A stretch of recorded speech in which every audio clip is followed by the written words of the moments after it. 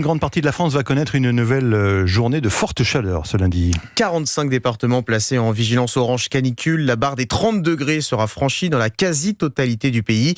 En Ile-de-France et dans le centre, on attend jusqu'à 40 degrés. Et dans ces moments-là, on se surprend à rêver d'un peu de fraîcheur. Et le bon plan, c'est peut-être de partir en vacances dans les pays plus froids. Et c'est justement le thème d'une série de reportages européens toute cette semaine. Elle débute aujourd'hui par un focus sur les pays scandinaves avec Camille Moreau. Pour ces 2 semaines de vacances, Sandra prévoit de faire le tour de la Scandinavie, Danemark, Suède, Norvège et Finlande. Tout un périple auquel elle n'avait d'abord pas pensé. Au tout début, on avait plutôt prévu de partir dans le sud de l'Europe. Mais en fait, on s'est dit qu'il ferait beaucoup trop chaud. Pour avoir déjà fait la Croatie, où il faisait 40 degrés, c'est vraiment pas tenable. Donc là, on voulait faire des vacances où au moins on pouvait dormir et faire des randonnées sans craindre la chaleur. Comme Sandra, de plus en plus de touristes délaissent les plages de la Méditerranée et privilégient le nord de l'Europe.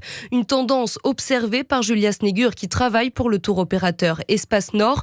En 20 ans de métier, elle a vu les envies des vacanciers s'adapter au changement climatique. Les Français ne voulaient pas entendre parler du froid, plutôt les îles, plutôt les cocktails, plutôt la Côte d'Azur, etc. Aujourd'hui, ça change complètement. Beaucoup de personnes nous disent « je supporte pas la chaleur ». Et là, très clairement, nous avons de plus en plus de clients. Par exemple, si on prend la Norvège, nous sommes à peu près donc à 22% d'augmentation. Avec des températures moyennes d'une vingtaine de degrés en plein été, les pays nordiques sont à apprécier équipés d'un gilet. Camille Moreau.